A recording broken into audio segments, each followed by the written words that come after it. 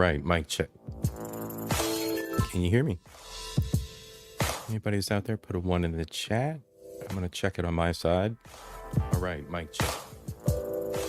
Can you hear me? Anybody who's out there, put a 1 in the chat. I'm going to check it on my side. All right, mic check.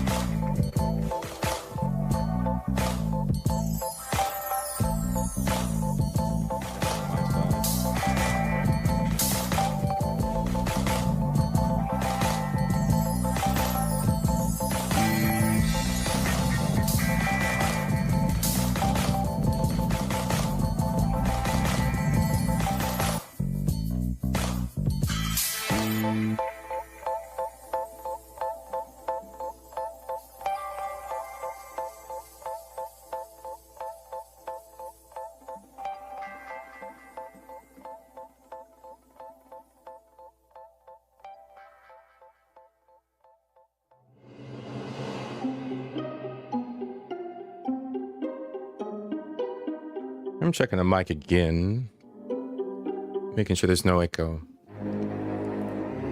Just thought I was catching some.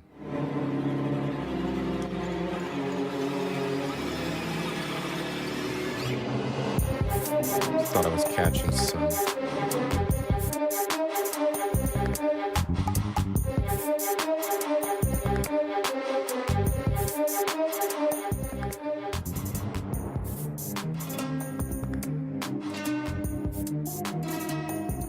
All right, shout out to, let's see. Got Miss Queen. I'm glad you're feeling better. Thanks for joining. Got Adam. My brother, what's up, man? I'm glad to see you. Derek Gaines, the legend. Nice to see you, man.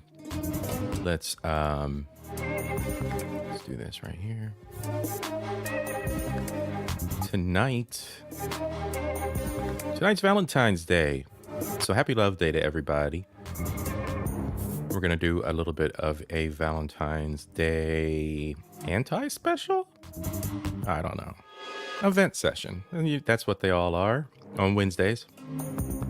So this Wednesday, we're going to review some Homath.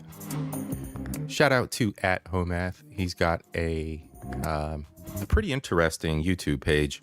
He is a student of psychology in some way, shape, or form, and is fascinated with our behaviors.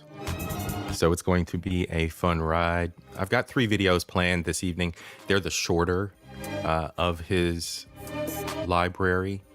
We're going to look at one on marriage. We're going to look on one on wifey material and how attractive one perceives themselves. So, yes, Mona D, what's up? So glad to see you. His channel is absolutely awesome. He dives deep, and you know what? He said this before. Obviously, his little logo is a stick figure girl. But he has emphasized that Ho is not only feminine. It is also masculine, so it applies to both sexes. Yes, Mona, happy Valentine's Day to everyone. All right, everybody. I think the sound check has passed. I think we're doing good. So let's get into it.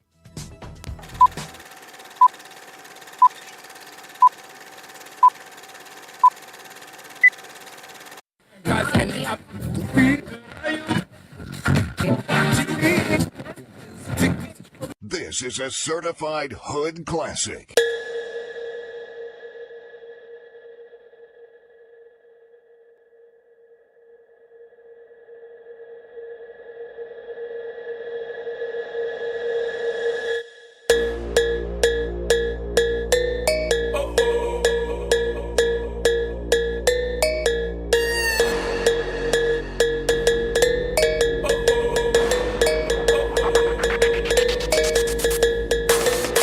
Girl, them skill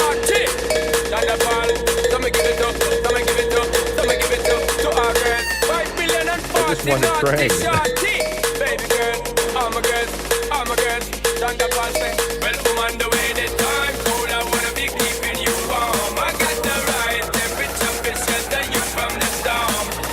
Hold on, girl, I got the right tactics to turn you on. And girl, I wanna be the papa, you can be the mom.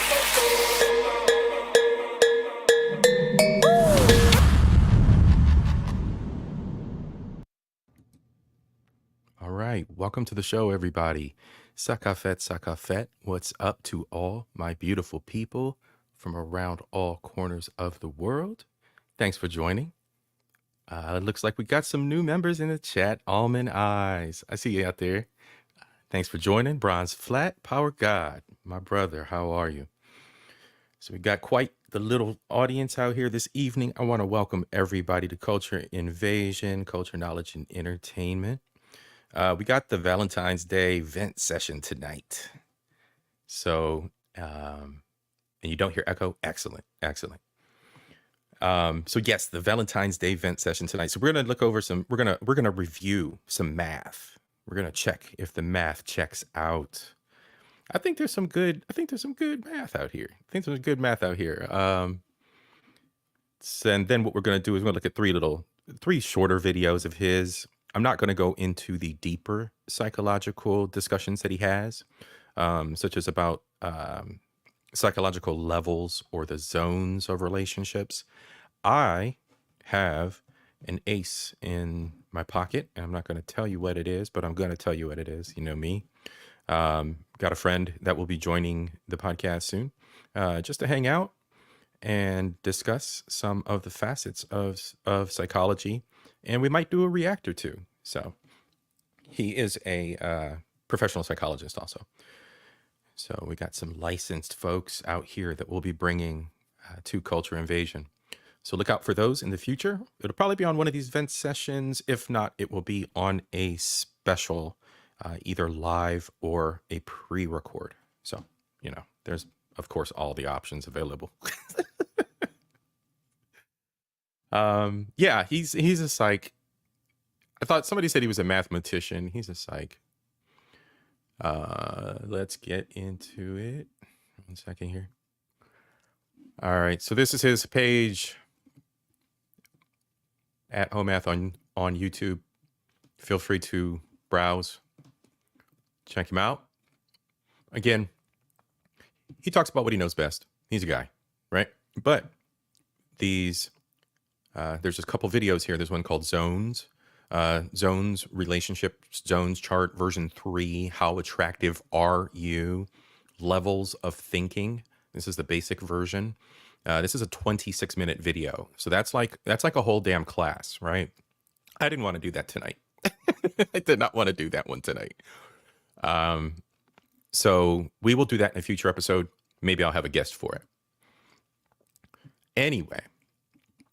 So yes, all right. Man-centric channel. It's a guy's channel. So he's going to talk about what he knows best, which is the male point of view and women. What else did this guy do? He did some Uber driving for a while. So of course you meet all kinds of humanity and you learn all kinds of things. I believe he worked at a restaurant at some point too. He kind of talks about different adventures he's been on in life. He also talks about how he's maximized himself in ways and improved himself. So it's not just a one-sided conversation. But for this evening, we're going to get into what happened to marriage. Actually, let me back up here. We got 3. We got what happened to marriage. We got wifey material. And we got how attractive are you? So we're going to have some fun. We're going to giggle along the way. I'm going to hit play here. Let me know if you hear it. Hit a 1 in the chat for me. I have a question for the men. Do you guys still want to get married? I think what you're asking is, do you want to be married? And I think that a lot of men would say, yes, I do want a partner to spend my life with. Awesome. But when you say, do you want to get married? I'm not sure if you're keeping in mind all these extra steps that come before and the possible ones after. Here's a guy living in a cardboard box with his ex-wife in his house with other men. You have to keep in mind that happens with roughly 1/3 of new marriages, and that's only for the men who have the opportunity to get married, which is contingent upon a bunch of steps that have changed quite a bit over the years. Okay. So I'm going to say one thing. He's looking at this from a very high level view. He's looking at it from a very analytical point of view. And I have to keep that in mind because I've watched this a couple times and I've watched a lot of his stuff a couple times to kind of just like wrap my mind around exactly what he's saying in some cases. Um, he's looking at this from a very high level point of view. And he also points out some facets historically. So this is not the universal experience for any one person. A lot of times, and as we go further into this, you'll see how he develops the story and how he expands upon each one of these points that support his point. But you'll see that a parallel to this is like an ideal couple that meet when they're young, and you know, like you would almost want to put them in like the storybook couple, where they meet where they're exceptionally young or in their early 20s. Hint, hint. I have a little sister in the chat, Miss Queen Sunkissed, who has that kind of experience where you meet at a younger age, you marry, and then you have this flourishing relationship over time. In the case of this, he's looking at it from the conventional experience and today's kind of conventional experience. So there are of course outliers. There are always unique situations. Everyone keep that in mind. And let's go. So, in order to get married, you have to date, and in order to date, you have to work and make money, and in order to work and make money, you have to go to school. And men have been facing a lot of new difficulties in all of these areas over the last few decades. So, do I want to have a partner? Yes. But do I want to go through all of this again? Not right now. So you want to get married, you have to date, you want to date, you have to work, you want to work, you have to go to school. This is where a lot of male problems begin. I'm not saying that schoolgirls have it easy, but the last few decades, schoolboys have been treated like they are defective. In 3rd grade, I used to finish my work before the other kids, and I would get up and move around, and they told me that was not okay, so they medicated me. When I got a little older, the other boys would start fights, and I went to the authorities to do the right thing, and they punished both of us. So then I took matters into my own hands, and they punished just me because of these policies. They don't let boys just fight it out anymore. Those types of policies are... So let's pause for a second there. Any dudes in the chat, any brothers out there, what was your experience in school age? Did you have any problems with those kind of situations where you had the conflict of the authorities, as well as experiences where you were treated in a manner that did not fit the situation, such as the Ritalin in his case? I'm just curious. Now, I can say that the zero tolerance thing was big. I skirted around a lot of bullshit in school, so I was immune to a lot of it. But I don't know. I was curious. I mean, I got jumped, you know, like things happen. You get in a fight or two, but after that, like you kind of establish your role in the hierarchy of the school, and I became one of those like do everything dudes. I knew I was cool with everybody, cool with the football team, cool with the drama kids, cool with the choir. I was in everything. So it wasn't a problem for me to have friends all across the school. But yeah, I'm just kind of curious. Um, I don't know. I think when I was younger, I was in the elementary school system up in Cleveland. And I don't think I experienced anything like that. You know, it's just the same old thing. Like I was bullied for my name. You'll never know my government, but I'll never tell my government name on here. But I think that, you know, that's normal. You always get made fun of. We go through that. Anyway, I was just curious. Feel free to leave your comments after the video, or, you know, comment in the chat kind of experiences you went through. Zero tolerance, over medication, or misunderstanding of exactly what you were going through. not setting young boys up for success. They punish the way that we natively look at the world. It definitely messed me up a little, and that was 30 years ago, and I have no idea what's going on now. When we get older and go to college, there are all kinds of things in place to help girls that are not available for boys, and they say that it's there to correct problems, but I don't think those problems exist anymore. So, as we are accumulating what we need to succeed in life, boys are getting less of a head start than they used to, which Grants and scholarships is another call out here. How the funding has changed. Now, is it drastic? No, but it has changed. Um, that's a rabbit hole to go down because I'm not prepared for statistics. I'm not going to play dumb about that and call out things that I just want to feel emotionally about the subject. So we'll leave that for another day. But there are opportunities that exist in mass that didn't before and are playing against the school phase, which includes college, um, between the sexes. which is, I think, one of the contributing reasons for why they say they have Peter Pan syndrome and they never grow up. I think it starts here. When we get into the workplace, there are similar programs that benefit women and not men. And that's an issue because women want to make equal money to men, but then they also want men to make more and support them, and you can't have both. Additionally, That's very true. You can't have both there. And my bad on the comments. Give me 1 second here.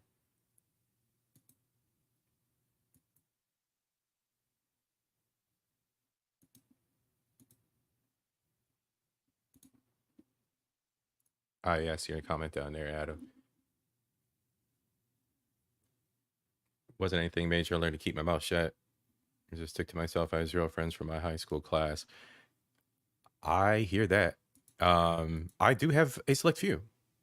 I have a very, very select few. StreamYard is tripping. Why is StreamYard tripping?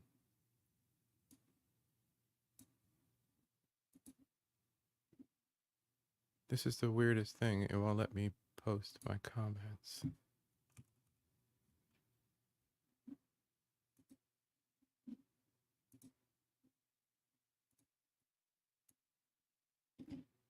What the heck?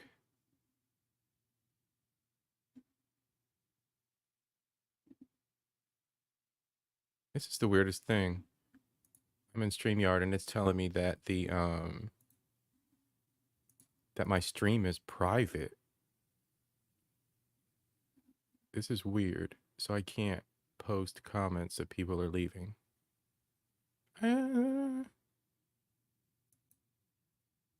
This is weird. Huh. All right. Anyway, let's back this up for just a little bit and we're just going to continue. I'm going to read everybody's comments live. Don't cause a problem because it won't be a problem. I didn't have time for drama. Hell yeah. That was pretty much my mantra too. Let's see. All right, so the ticker is working. This is the weirdest thing. Yeah, we're public. There's no way it could be private. All y'all are in here. And thank you everybody for joining. All right, let's go.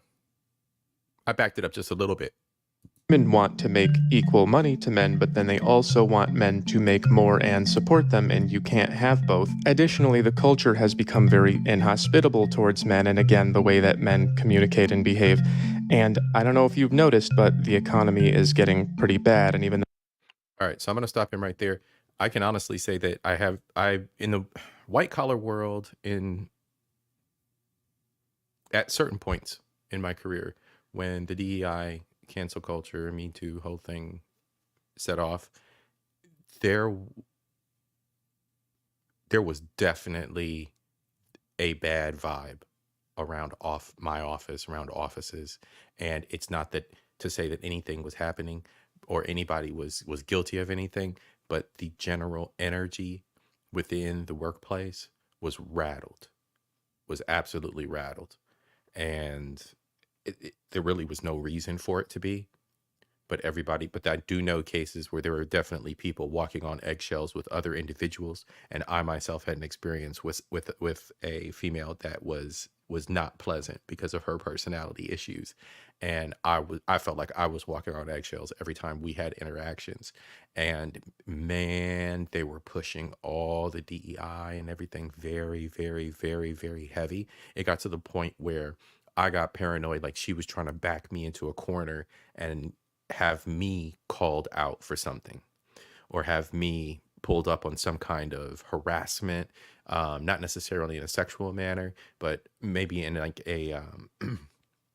like you have a dispute and a discussion about something, and they take it and feel that you're being overly aggressive at them, or So anyway, yes, I can say that there is definitely a bit of a morale shake up there, and it was definitely more on the man side than the lady side. No, that affects everybody. Men are the ones who are expected to pay, so this puts us at an increasing disadvantage comparative to women as we age. Okay, and also too, work. We're going to stop, and I'm going to say this one thing about work. I work in IT. I work in IT with, I think, 3 other women and maybe 4 other men on my team.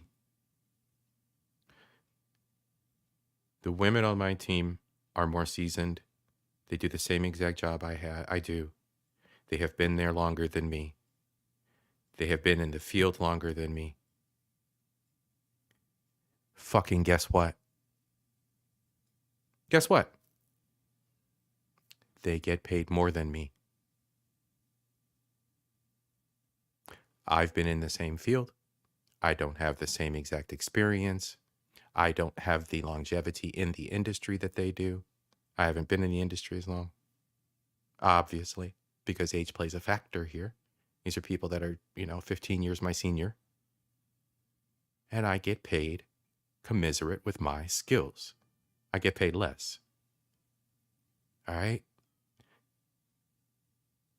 The wage gap and all this bullshit does fucking not exist if you get off your lazy ass and get something other than a goddamn degree in basket weaving. Period. There's no other way for me to say it. I'm not going to be eloquent about it because I see it firsthand. Now, do you think that I'm going to go and be irrational and start stomping my feet and acting a fucking ass because my colleague, who deserves every damn penny she fucking earns, is getting more than me for her experience, and is getting more than me because I'm learning something from her every fucking day? Every day I'm at that job, there's tribal knowledge to be shared. There's something else about that company that is super secret IT stuff that we have to sort through, and we have to make sure that we're looking out for the benefit of the company in the job that I do. These people are my lifeblood there. I need them to do my job and to be successful and to make sure that I am somebody who takes their information when they're ready to roll out and retire, and they pass that on to me, and it becomes a legacy of information. And again, I've said this before. Look, I'm just a cog in the wheel when it comes to this job thing, but you better bet I'm going to reap the benefits of this. I'm going to stack my chips, and I'm going to continue to excel, which I already am doing. But the fact of the matter is here, the wage gap is a fucking myth. And if you think any different, this isn't the channel for you. It's not. Get it something other than a degree in basket weaving. Learn IT process management. Go get some fucking certifications. But culture, that's white people shit. You're right. That's white people shit. Then shut the fuck up. All right? Let's continue. Then when we get out into the dating world, if you don't have any money, that's going to be a problem. If you can't compete on the dating apps, which most men cannot, that's going to be a problem. If you're not okay with her having an OnlyFans or an Instagram or whatever, it's going to take some women off the table because they have so much attention. So, Whoop. Dating. Before we go to dating, let's back up a second. Again, we can't post comments tonight. Something's going on with StreamYard. StreamYard's doing StreamYard shit, so I can't post your comments on the screen. But Adam just dropped a real good one. He said, I'm on a very high-profile project at the moment, was in a meeting earlier this week and noticed that just 2, including myself, out of the 17 of us at the meeting identified as male. Well, it'd be like that. It'd be like that. What's up, Culture? What's up, Woody? Thanks for joining. Popcorn for Miss Sunkiss. She got her snacks. Let's see. Almond Eyes listening. I am trying to get on. I need a mentor. Hey, we can talk IT all day long. If you're on the path or you're looking at that, or you're already in it and you just need some like advice on which direction, like there's all kinds of discussions to be had. All kinds of discussions. Let's see. Woody Grin. See, greetings. Doesn't hurt my feelings. They are damn good at their jobs. Yeah, they're damn good at their jobs. And but any capable human should be. Any capable human should be. And I'll tell you what, the one person I'm referring to at my job, God, she's awesome. I'm sorry, the lady is awesome.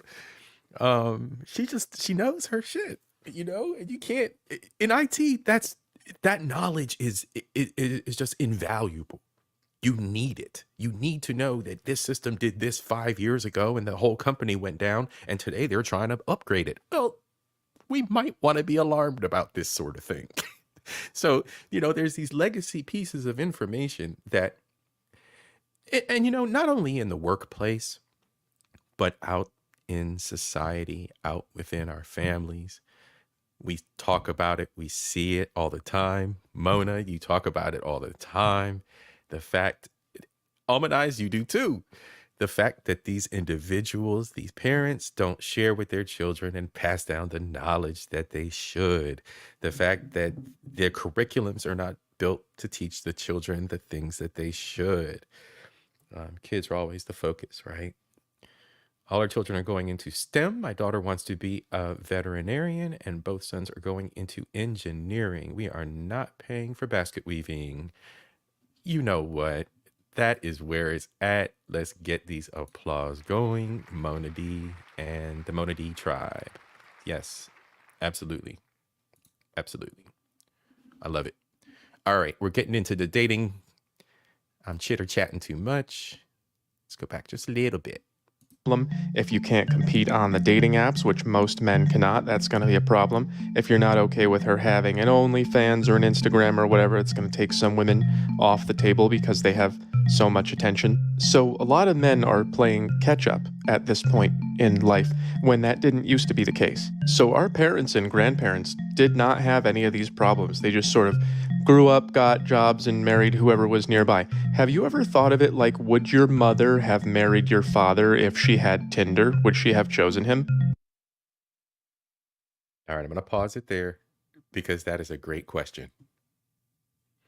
And I think it's worthy of everyone thinking about. Would your mother have chosen your father if Tinder existed back in the day? Or not even Tinder, right? Not even Tinder, because Tinder was always known as like a hookup app, right? So what about the dating apps? The what are they? Match.com and all these other things. Now, I know when my mother divorced my father, Match.com had probably just dropped. I think Match.com was like one of the oldest ones. What's the one where the old guy was the psychologist that created it? I think that was it. Anyway, but that's a great question to ask. Would we be here today if Tinder or those dating apps existed? Would our mothers have chosen our fathers? I don't know. There's stuff going on in these phases of life for us that would have been unheard of even one generation ago. I once had a job where I worked with a girl. We had the same job. I had more experience. We had layoffs, and later she matched with me on Bumble and came to hook up. And I said, "Would you like to continue doing this?" And she told me that I didn't have my life together enough. We were living in the same place, in the same job market, and we came from the same job, and I had more experience. And she was getting $120K a year to do some like women's leadership job or something, and I was driving for Uber. So, I think a lot of people are really underestimating how much easier this makes things. So then if you can actually get to this point, you as a man, you have to take everything that you've managed to put together over the course of your life and put it all on the table for someone who is probably not doing the same. Even though women are not having a hard time in the workplace, men are still generally expected to provide, while women generally keep more of their money for themselves. We've all heard, my money is my money, his money is my money. I found this great little video about that. But I just have a quick question. My husband won't see all of my accounts, right? I have like 8 different bank accounts, but my husband only knows about 2 of them. I've just been secretly saving for years in case I ever need to. Oh, no, say no more. I don't need to see those statements. So as far as I'm concerned, they don't exist. Yeah, so I don't love the idea that my wife might be hiding money. Of course, I'm not allowed to do that. All of my money has to be on the table, and there's about a 1/3 chance that you're going to be taking it to party with other dudes in the house that I bought for you. Divorce laws have changed too. You used to need a really good reason to get divorced, but now it can happen just because someone is not happy. They even write songs about it. Check this out. I have Okay, this is really messed up, but this is funny as hell. to mute it for copyright. I'll read it to you. Might be the only guy who didn't send me hearted eyes in reply to my latest story. We work well on paper. We don't argue. We don't fight. But lighting scented candles just won't relight up our fire. And right there she goes, ah. It ain't that bad. It's just not what I wanted. Don't want to live this life half-hearted. Hang on, here it comes. I want fireworks and flames. Don't want safe, tame, practical. That ain't enough. That ain't love. This is the squircle of unconsciousness. It represents how people don't know how relationships work, and so they think the relationship is going to go like this, and then it turns a corner. I think she's at the dissatisfied part. You can't have everything is exciting all the time. Good choices are boring. Absolutely, good choices are boring. When you're in a relationship, you go through the phases that don't always hit the high peaks. I mean, we all that are intelligent know that. We all that have fought through relationships know that.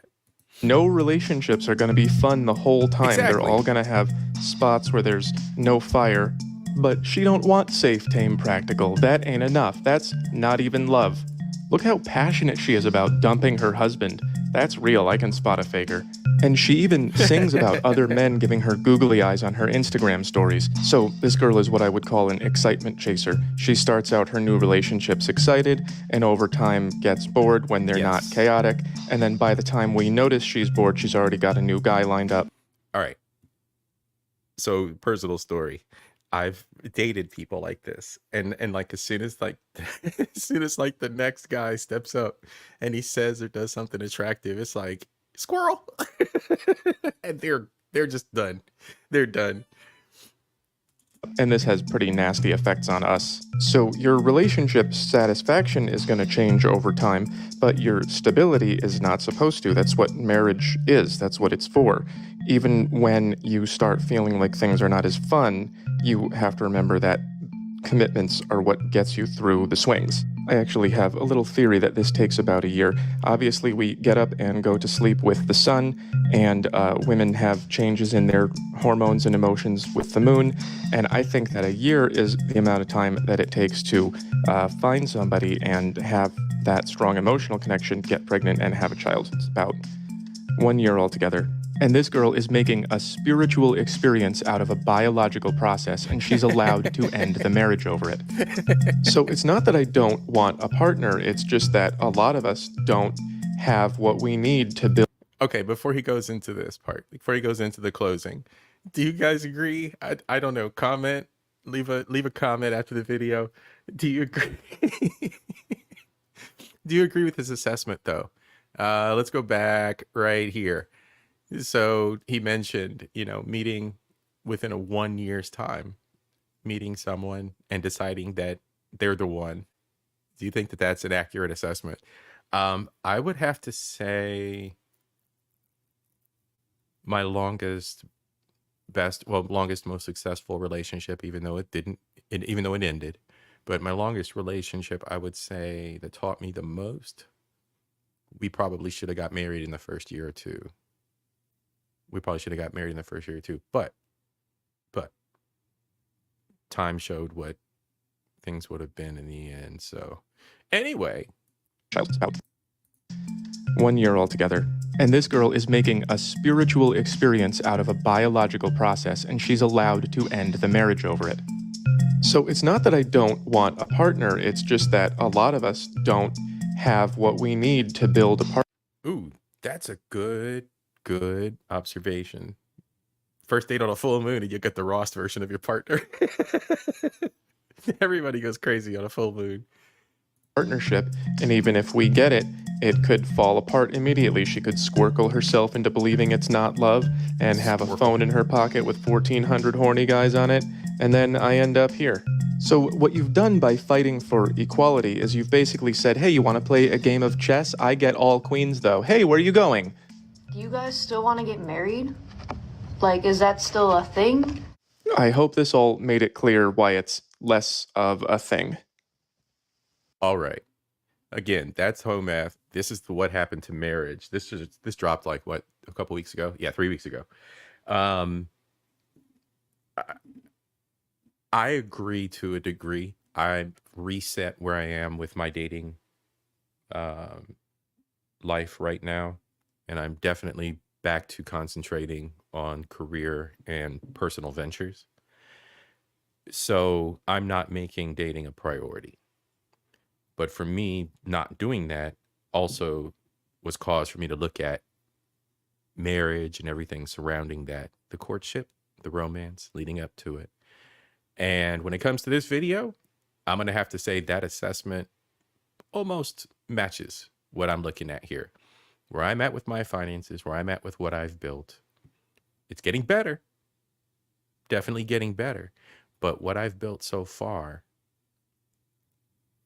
I'm bringing to the proverbial quote unquote table, right? So when we look at that, I have to find someone that's going to be able to accommodate that and fit into that puzzle, And I also have a very, very important social commitment that's very close to my heart. And that social commitment would also mean that she would be a part of my life and a part of what I do for my community. And everybody's not cut out for that. Again, everybody's not cut out for that. So my selection process is not something that I'm exploring right now, but it's something that's going to take time. It's going to take time. And I'm cool with it. I'm comfortable with it.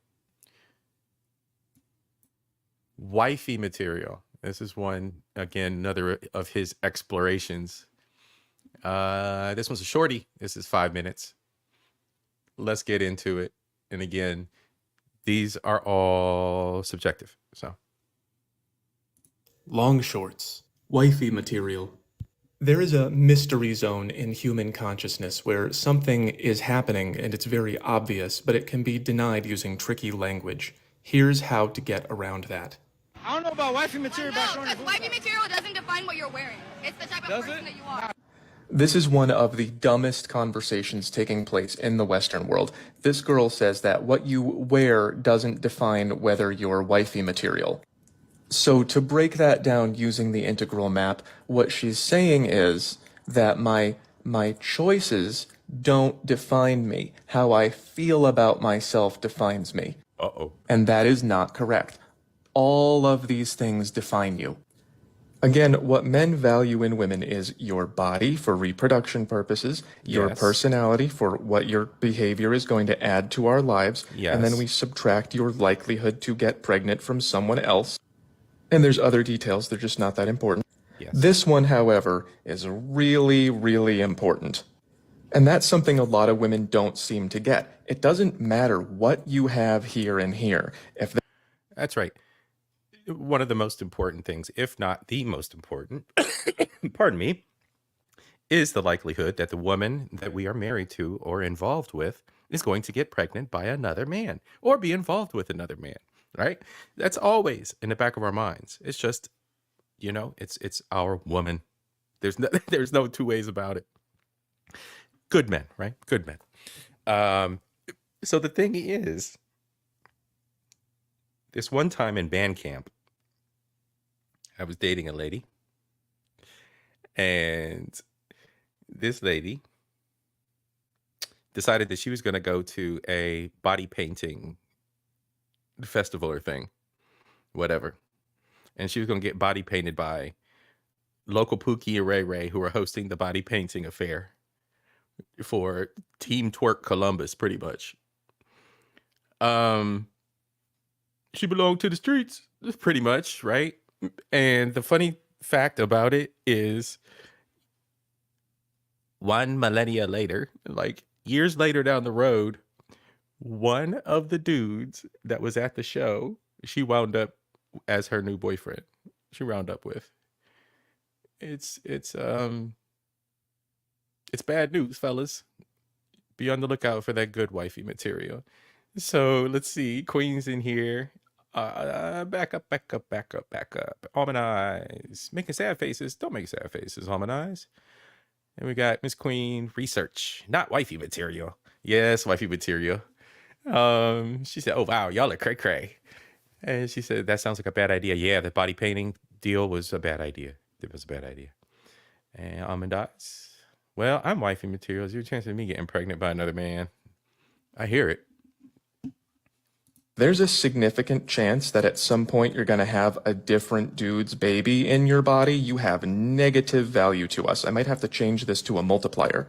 So if we're going to give you all of our time and effort and money, we need to make sure that you are not going to bring another dude's kid home. And we need a way to judge that. So we have to observe your behavior and the places that you choose to spend time in. I made another cube. I like cubes. This is the modest to independent axis. That's awesome. This is church to club. And then this is loyalty, low to high. Modesty is your individual choices about your exterior or how you dress. The more that you expose yourself to the male gaze, the more that men will pursue you. And even though it's not you doing the pursuing, you know that men will pursue this more than this, and pretending otherwise is just insulting. So you know that men will go for this more than this. And then women say, well, you should trust me not to respond to this. And you do need trust in a relationship, but no one is immune to temptation. The more temptation you invite, the more likely you are to give in. So less modesty equals a higher value here. The same thing goes for the church club axis. That's where you choose to spend your time and who you choose to spend your time with. These are places where sexual aggression from men is more and less likely. And sometimes girls will say, well, I'm just going there to have fun with my friends, as if they don't know that that's true, which is, again, insulting. Right. As for loyalty, there are women who can go out like this and never cheat, but how do we know who's who? We cannot know what's going on inside of your mind. Only you can know that. Right. When we are judging how loyal you are, we have to look at your choices and the context that you choose to be in and the culture that you come from. Yep. And we can only And the culture that you come from is a big piece, right? I've asked a lot of questions in a couple podcasts, last year and this year, even with the one I just did last Wednesday, ambition. And, a lot of that comes from your culture, how you were raised, the people around you.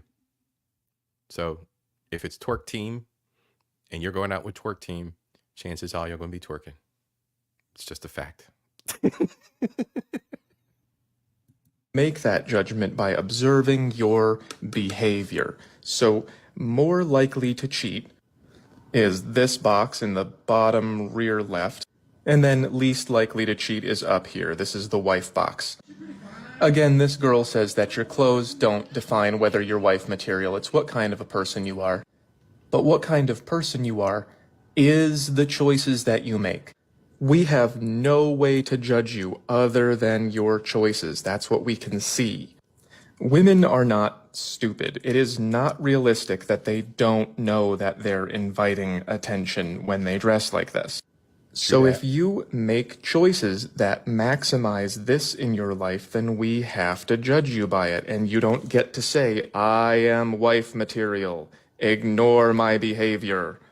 If you're a woman and you don't like the things I've said in this video, just imagine that you're a man for a moment and someone asks you, hey, where is your wife tonight? And you have no choice but to say, oh, she's out with her friends. You think I want to sign a contract tying my finances to someone who makes these choices? Right. Deliberately exposing yourself to temptation is included in the map. Read the map, learn the map, love the map. This video got a great reception on TikTok. A lot of people said they... All right. We're going to back out of that one. But again, shout out to Homath for the second video. Pardon me. His videos strike a chord. So these are the ones I picked. That's why I picked these certain videos. Other ones are a little bit, off in left field a little bit for me. They don't apply to me so much. But in my experience, as mentioned, yes, the bad choices in how women dress, I've been through it to a degree. Oh my God. All right. How attractive are you? It's our final video. And if you guys are interested, we can pull another one up of his. He's got some other stuff. I don't necessarily, at this point, we're what, about an hour in? Almost an hour. I don't at this point want to get into any of his longer 20-minute videos. Maybe I'll pull up a couple shorts or something. There's one where he talks about red flags, and they're just hilarious. The red flag ones, white flag ones are just hilarious. They're just, we could just point and laugh. We could just react to those and have fun. All right. So how attractive are you? This is another one of his breakdowns. I think this is an older one. No, this was 4 months ago. Okay. Run it.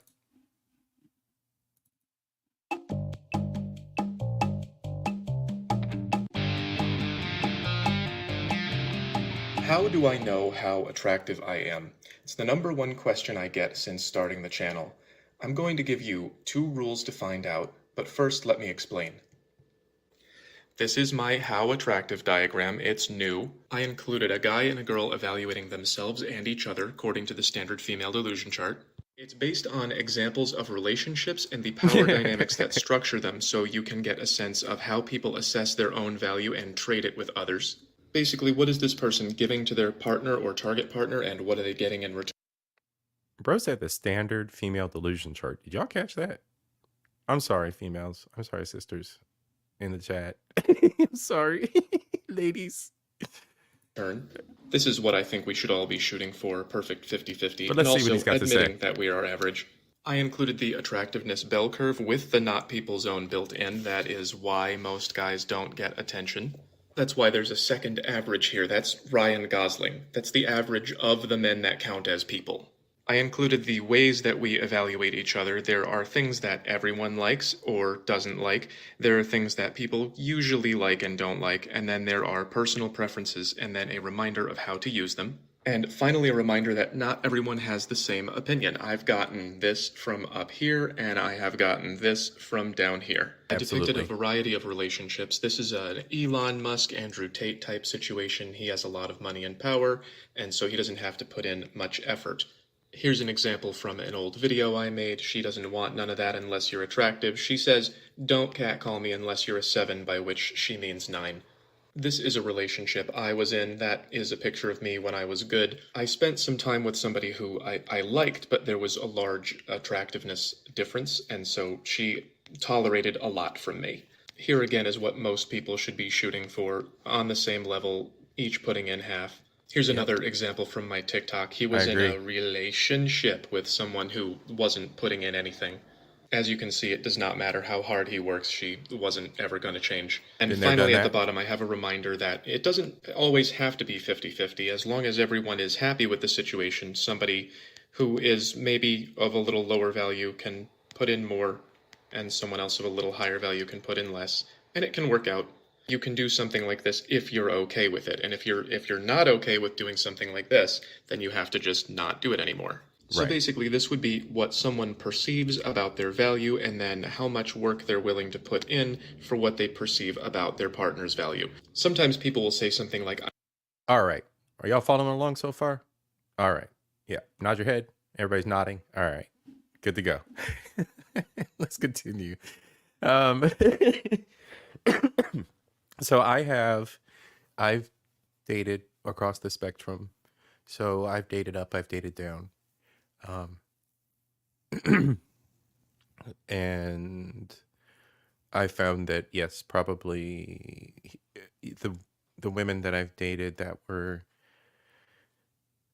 so I'll say physical equals, physically compatible.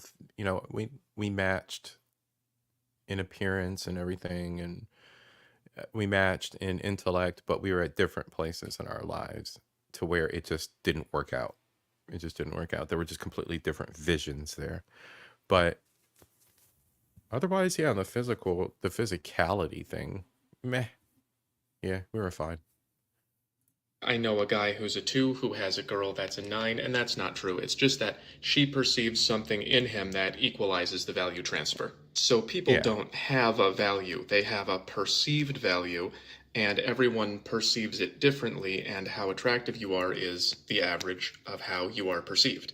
It's not all looks. I once said that I know where I am with women, but not with each woman. I've gotten, again, a variety of responses. Huh. That can make it hard to tell where you are, and that's why you have to pay attention to feedback. When I started getting in shape, I noticed that more women would smile at me, and they would pretend to be helpless, so I would do things for them, and then they would Yo. look at me on the street. And I never made it up here, but some people do. Yo, the helpless woman. Oh my God. Y'all are adorable. Y'all are adorable. Where was I at? I was up visiting some family upstate, and we came out the grocery store. It's the first one. We came out the grocery store, and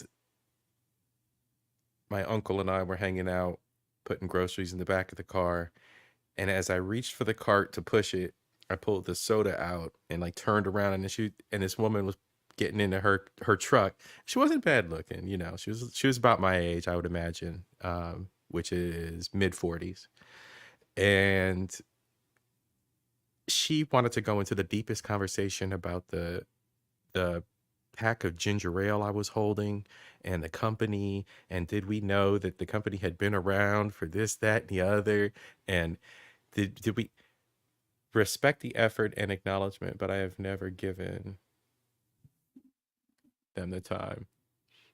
Yeah, my uncle got into a conversation with her, and I mean, we both kind of like, you know, we were all three just kind of conversing, but it was obvious she was seeking attention. Then there was the olive oil discussion. I'm over here in a local grocery store, and this lady wanted to have an olive oil discussion with me. And it's like, I think it's adorable. It's cute. So I think I'm here right now because these things have slowed down for me. So I was here when I was young, and then I put in effort, and everything changed, and then, you know, time. Some women still like me a lot, but they have to get to know me first, which equalizes attraction. So that's feedback, for men anyway. For women it's different, but you have to pay attention to the feedback you get, and then look at what kind of person you're getting it from to know where you are. True. And yes, nothing is a kind of feedback, so if you're getting nothing, that is an answer. But there are things you can do about that. You can A nothing response in attractiveness?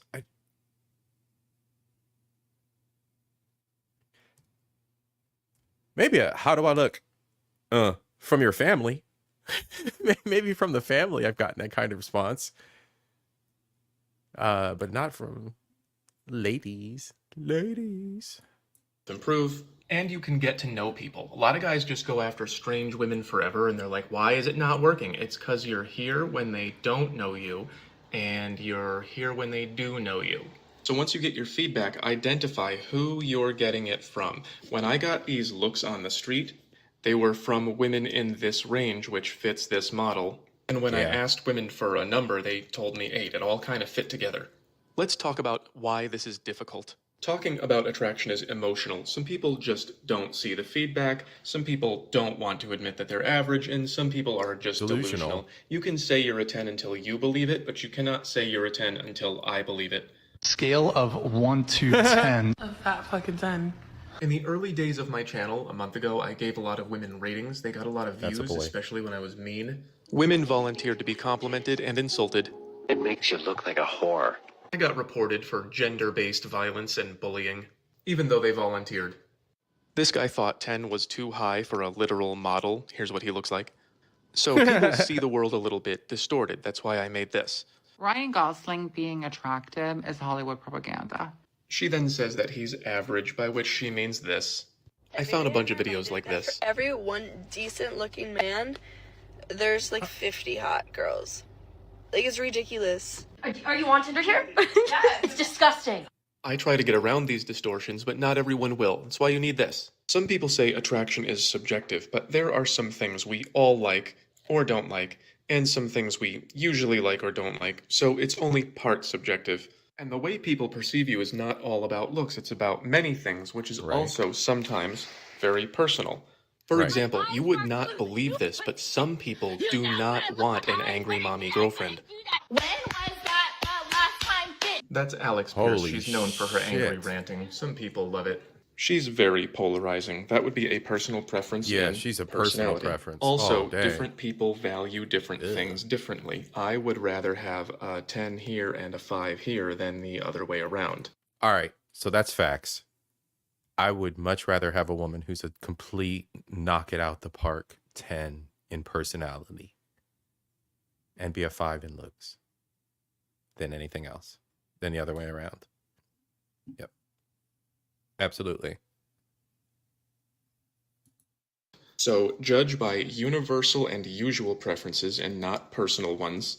Include everybody in the world in that age group. And include everything you know about them to get their total value. That's how to judge fairly, but not everyone will do that. So you have to remember how this works and then look for your feedback. Let's do guys first. I said I used to get looks from women on the street when I was up here. That's rule number 1 for guys. If you're getting attention from women who don't know you, you're doing good. That's why very few men get all the attention on dating apps, because very few men look good to women right away. Familiarity evens things out, so if you know her pretty well and it's not working, she probably sees you as down here. And you should either adjust your expectations or work on yourself. And you should work on yourself. I went from here to here and it changed everything. Guys down here tend to think that women are just difficult, but if you make it past this line, you get to be difficult, and I recommend it. This is a real thing someone said to me. I was basically staying at her place, drinking all her wine, hitting on her friends, and she was like, I can't get rid of you. It's a good thing you're so good. I don't actually recommend treating people this way. I'm just saying you can be valued. Damn. Did he really? He was based. Hold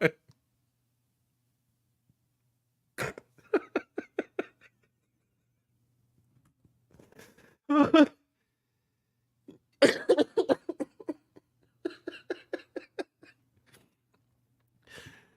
Hold on, bro.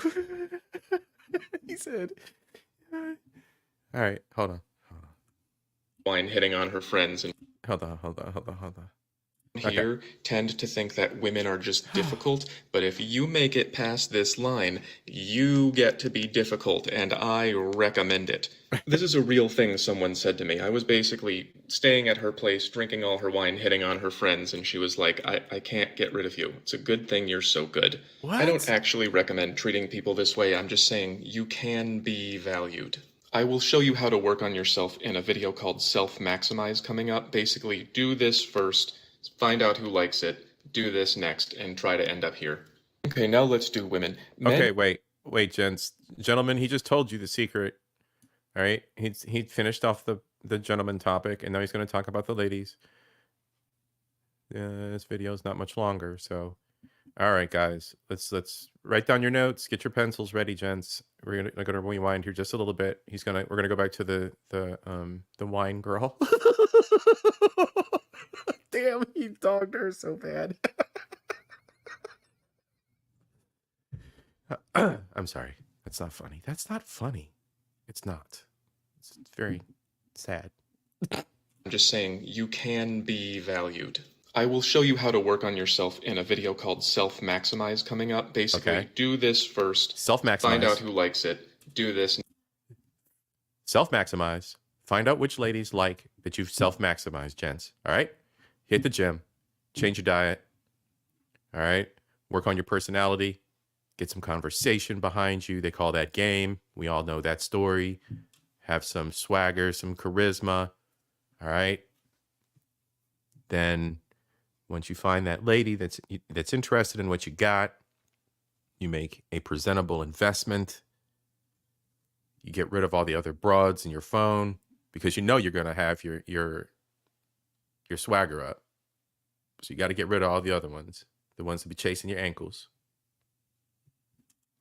He said, but steak and beer.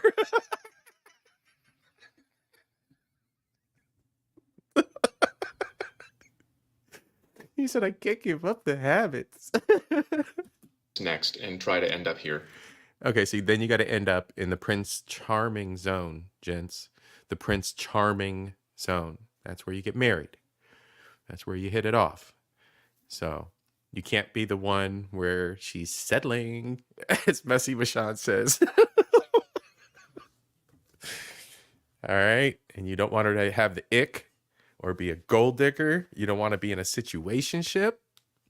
You want to be Prince Charming or the husband zone, that top corner there. Right here, gents. All right, let's see what he's got for the ladies. Oh, God. Okay, now let's do women. Men have to know when they are here, and women have to know when they are here. All right, so women have to know when they're a keeper, and men have to know when they're good or Prince Charming. This little side over here. All right, let's go.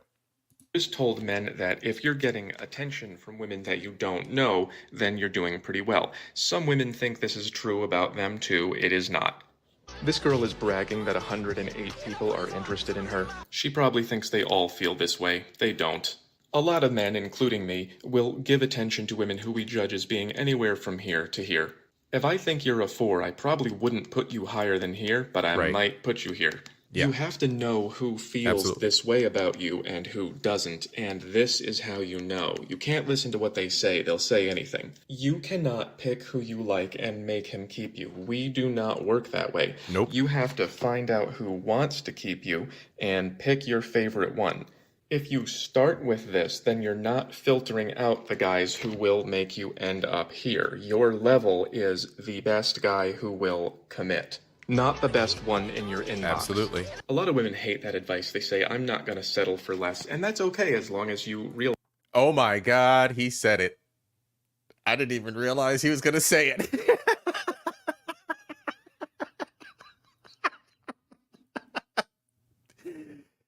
Oh man, cue Messy Michonne's settling song. Oh God, cue that song, y'all. Because that's what it ends up happening. Realize that if you're aiming too high, you might end up alone or with a guy who's got 5 other girls. All I'm saying is you don't want to be her, and you cannot be her just by saying you are. Other people have to agree. Right. That's why we used to have marriage. You can't just say that you're a 10.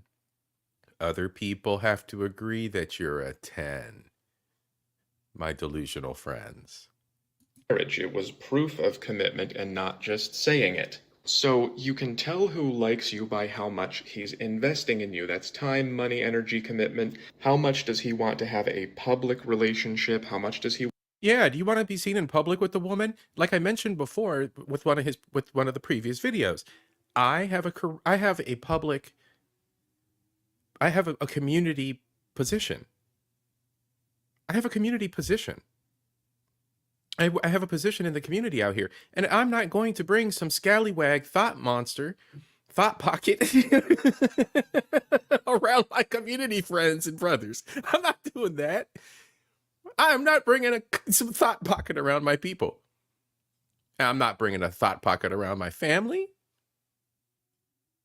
What the hell do I look like? So I'm not dating down, and I'm not bringing someone around that has habits like a smoker or anything like that. Like I was used to be a smoker. I'm not doing that. I haven't smoked in a few years. I'm not doing that again. I think it's almost like 7 years now. Anyway, I mean, it's just,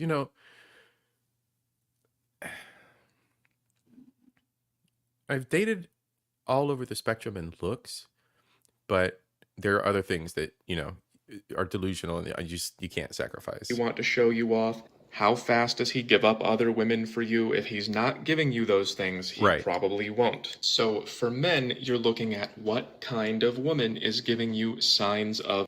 And I do not keep a stable of women. If I'm interested in one woman, it's one woman. What the hell? I've never been like that. I have had my days back in my 20s where, I strayed. That's a different story. But yeah, I don't do that. I don't keep stables of women. If I'm looking at it, if I'm talking to a lady, I'm talking to a lady. If it doesn't work out, then I move on to one other lady. I'm not dancing around the world with 10 million of them in the phone book. If we're talking and we're talking and I'm and I'm gonna be in your geographical area. No. Cute, ludicrous hose. But no, yeah, it's all about the focusing on the one individual. It's not about all these games and bullshit. I don't have time for that. I don't have, to be honest with you, I'm too damn busy. I don't have the mental capacity to be juggling bullshit, and it's not worth my time. I'm not wasting my time. Not only do I like my own personal time, but I like my project time. And I have other individuals I need to communicate with about my projects. I have other plans I need to work on. I have other shit I need to do. I'm about my business. So I ain't got time for 10 million and one little hoes running around me. Back up off me. Of attraction. Being nice is never going to change that. And for women, you're looking at what kind of man is giving you signs of commitment. And more attraction to him is never going to change that. I think we all know these things on some level, but we just don't want to be honest with ourselves. We don't want to admit where we are. But if you do, that's going to get you the best result. This is what most of us should be looking for. So here's those 2 rules I promised you. Mm-hmm. Number 1, you know how much someone likes you from the energy you get minus the energy you give.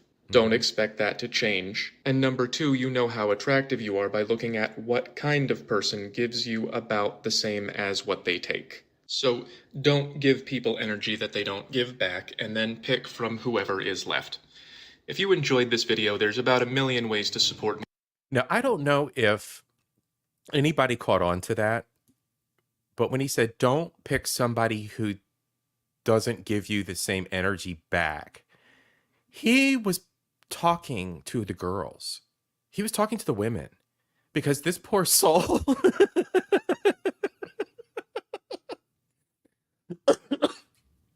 Oh my God. This poor soul this is the girl he played. He was drinking all her wine, y'all, flirting with all her homies, staying at her place. He was on demon Give mode. people energy that they don't give back, and then pick from whoever is left. If you enjoyed this video, there's about 1 million ways to support me on my link. All right, everybody, go support Omath. He's awesome. He's awesome. He's got some great stuff. All right, let's do this. I got the giggles right now because his logic is just hitting it out the park. Again, in pieces, parts. Small. Let me do this. Go back to videos.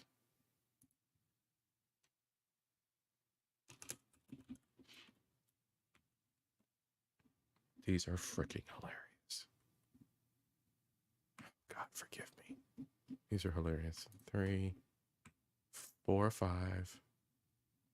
Is that it? Oh, 6.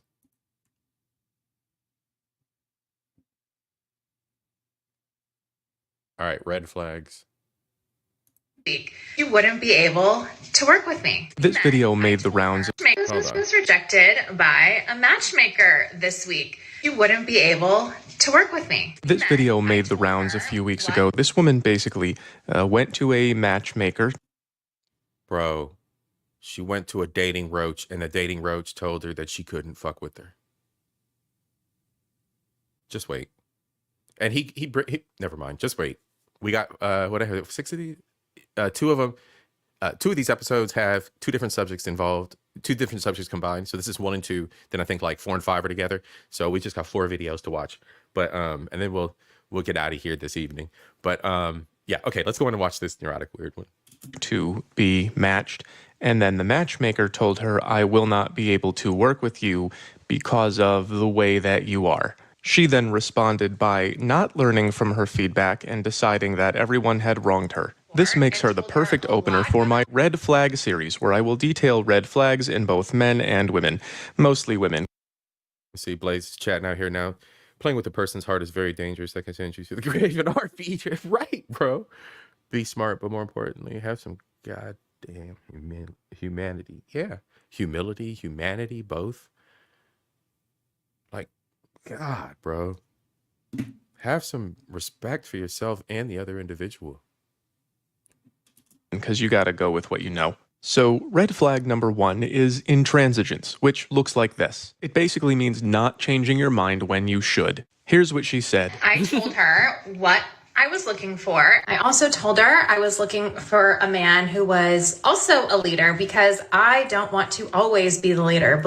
There's no such thing as an alpha female. I said it.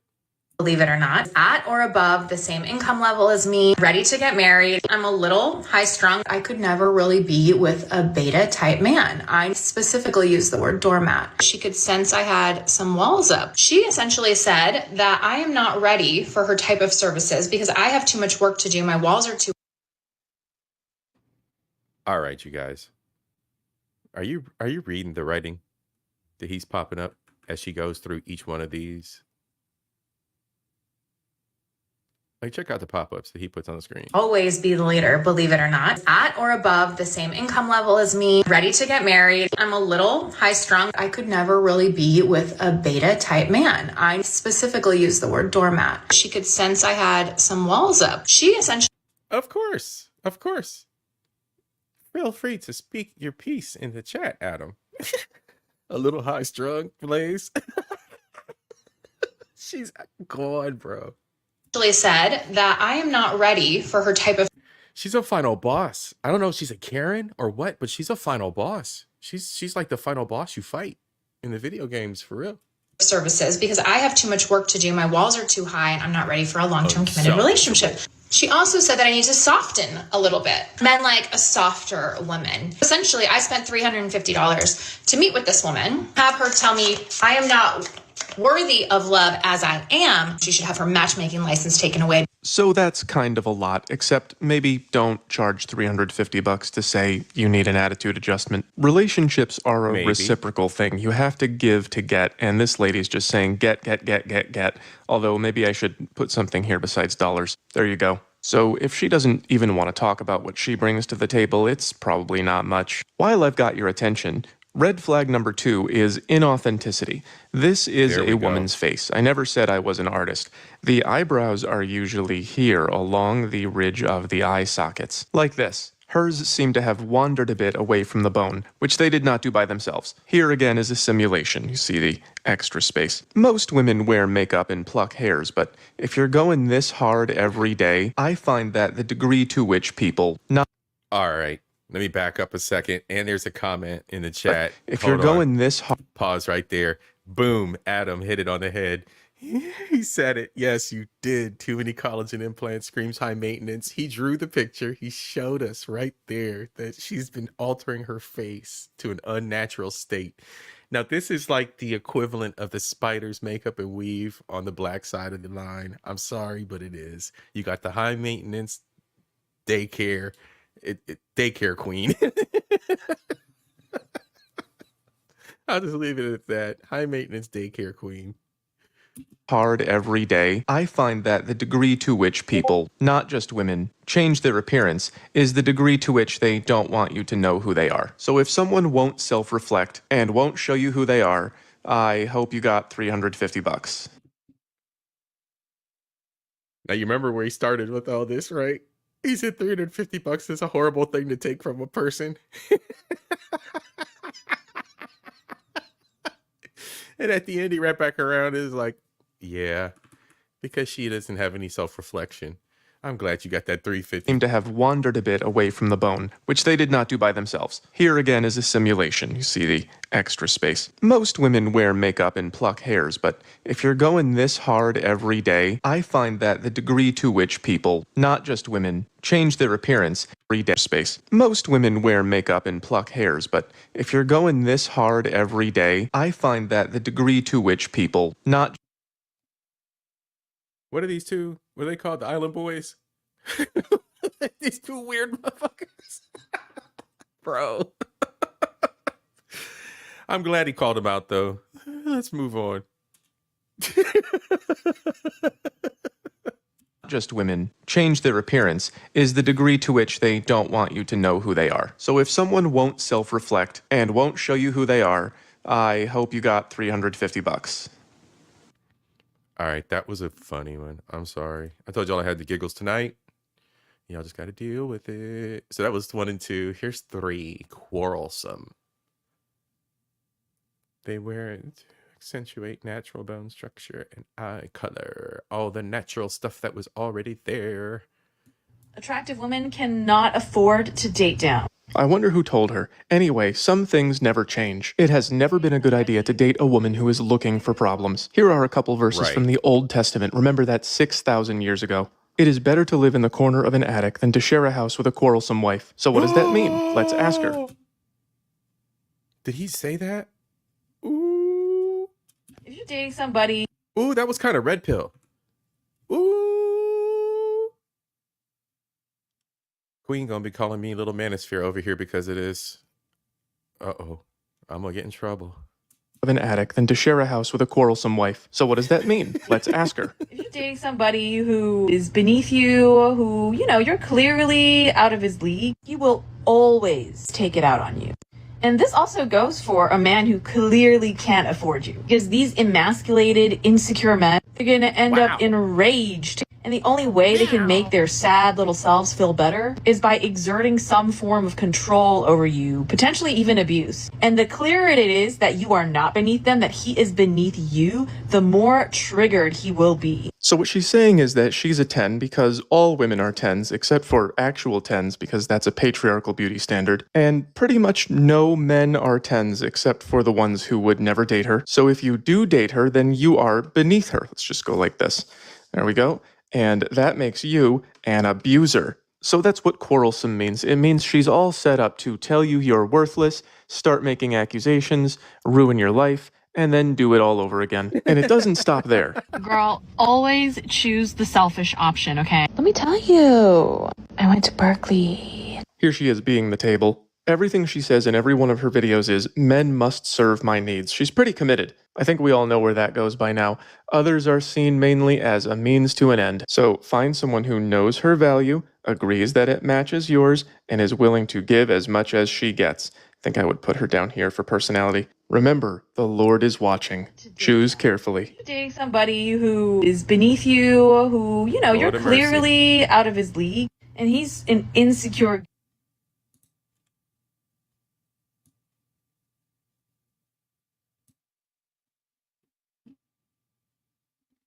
She's out of control.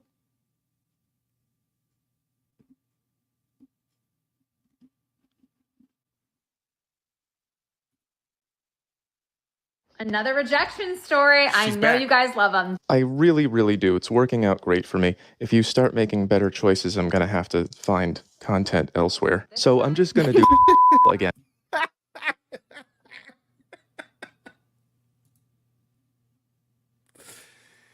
He said, if you make better choices, I'm gonna have to find better I'm gonna have to find content elsewhere. today. She makes it so easy. I also have more, and I'm sure you remember her. There are certain women that do a lot of, I guess, what we call L posting, where they just talk about the results of their choices as if this is not an option. This is all part of what I call the expectation inflation program, which is what is driving the declining birth rate in the West. It starts with Disney movies where a beast buys you a library, and then you get old enough for Sex in the City, where women who make constant sex mistakes are your only role models, and then you get bonus points for a high-paying job, but you pretend you earned it on merit, at which point you are fully liberated or hypergamy maxed. And then when you hit 30, you raise your standards for some reason. Not that I believe in the wall. I'm going to do a video on the wall. It's not real. And when that doesn't work, you get just one cat, just to try it out. And then you end up with a house of cats, and then they find you with your eyeballs eaten by cats. There's actually a whole discussion about whether or not your cats eat your eyeballs if you die alone with them. The chances are extremely low. It's just a funny thing. There's even a book about it. So is at the raise standards part. Let's see what happened. Another rejection story. I know you guys love them. This time, rejected by an Android user. I matched with this guy on Hinge, and I noticed he had green text, so of course I had to give him a little about having an Android. You didn't have to. That's a limiting belief. This is literally the oldest joke in the book. Oh, you have an Android? It's a red flag, because obviously I have an iPhone. He literally said he didn't want to go out because of the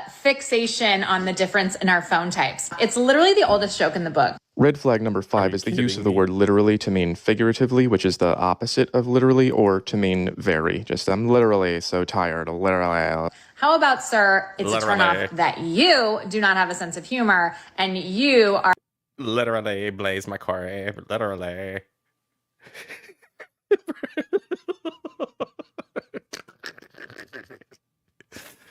If she stops posting, this man will have nothing else to post. Where's he going to find his content? The poor guy. Are so attached to your phone that you can't take the joke. Here again is another opportunity for a choice. You made fun of the guy, and he didn't like it, so he backed out. And you could have stopped doing it for next time, or you could just blame him for not liking it to protect yourself from, I don't know, from change. This again is intransigence. So what's with the whole Android iPhone thing? Well, let's talk I about did a very small amount of research, and it appears that Android is... There we go. Team Android for life. I'm with you, Adam. Is most of the market. Most people have them. It seems that they have better compatibility with the kinds of things that we do and Windows and all that. And if you're a tinkerer, if you like to tinker around with your operating system or, sideload things onto your phone, hey, you can do it a whole lot easier with Android. I don't even know if you can with iPhone anymore. I don't care. And it generally seems to be agreed that they have actually better hardware. So then what do you get with an iPhone? Well, you get to be an iPhone user. So when you get a green text on your iPhone, it says, this guy chose functionality over belonging. And that's why she said it was a red flag. She wants to date guys who are in the cool kids club. And this guy knew that, which is why it was a red flag for him. He's been judged for having an Android before, and he knows where it goes. So she said that this was just a joke.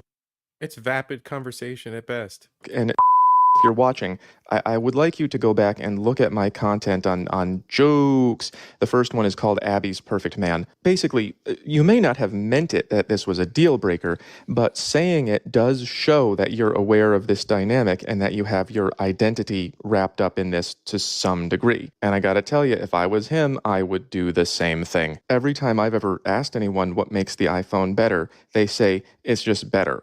And then I go, well, what is better about it? And they go, it's just better. It's literally better. And when that happens, I'm getting out. Because that means that you either don't know or won't admit why you make choices. And I don't want this to be the rest of my life. Before I go, I just want to mention, I make a lot of these videos about things that women say and do, good, bad, and neutral. And I get a lot of good comments, but also sometimes they get pretty negative. And I don't want you to do that. It actually makes things harder for me. I just want people to be more conscious of the motivations for their behaviors and the results of their behaviors, and to make better choices. And better choices don't get an audience of 500,000. But don't worry, I will not run out of content. Because she won't stop posting. Oh, shit. He's got one more red flag, transactional. Let's see what this one is. I don't remember this one. Ladies, the more expensive you look and the more expensive you sound, the smaller your dating pool is going to be. Because a lot of men will have a hard time committing to you Because your presence makes them feel insecure. Here we go again with these euphemisms. Like, remember intimidating? He must be intimidated by my strongness. What she's saying is everyone has costs to their lives, and men traditionally bear the costs for both partners, even though women want to get paid the same even if they're not doing the same work. So the more it costs to keep you around, the more men will be insecure around you. I would like to use a different word. I'm going to go with disgusted. Here's why. She compares women to cars. Some women are Bugattis. They're expensive, so people walk out of the dealership. She then says, don't be a Toyota or even a Benz. Just wait for the right customer. Now, money does matter. You have to have enough to cover the costs. And it's okay to have standards as long as they're reasonable. But when do you have money is the basis of the relationship, well, what happens when that changes? It's all going to collapse. That's a transactional relationship. I will be with you and spend time with you and everything as long as you keep the money flowing. I don't know why anyone would ever agree to that. If you structure your relationship this way, then as the money comes and goes, the relationship comes and goes. Conscious relationships are built on the connection. You still have to have enough money to support the relationship, but when the money changes, we'll figure it out. All of these things are important in relationships, but as a man, you can have these and not these, and she'll like you. Okay, so hold on. You can have these, but not these, and she'll like you. Looks, the face, body, height, voice, masculinity, dominance, power, confidence, smoothness, and then like the triad of like being a good boy, bad boy mix. These and not these, and she'll like you. But if you have these and not these, she'll only pretend to. And that does not make me feel insecure. It makes me feel... Okay, so let's see. Counterpoint. I want a girl who takes care of herself and she's able to do it on her own dollar while making the contributions to relationship household where needed, aka priorities. The priorities. Yep, I agree. I can work with that. So that's like a 50-50. So you're looking for someone on your level. Get on my level. Get on my level. I agree. Feel like I walked down the wrong alleyway. And he does talk about that though. Yeah. In the case of this discussion, no. But yes, because remember the last video, or not the last video, but like the last major video we reviewed, he did that. He talked about that piece, the finding someone that's right there at your level. And no, I'm not objectifying women. Of course not. You're objectifying men. Your economic ability is the basis of your value. Gross. Blech. Blech. She's gross. All right. So let's see. That's all I got. But if there's popular request, you guys want to see some more? Post it up in the chat if you guys want to chat. Maybe if I don't know if StreamYard's going to act right. If you guys want to chat, want to come up, let me know. We could do that. But that's all I got for tonight. I just figured I'd goof off and review some home math. Like I said, he does have the longer content that is more, is a lot deeper and goes into, you know what, here's a good one. Hive Mind. And there's one more.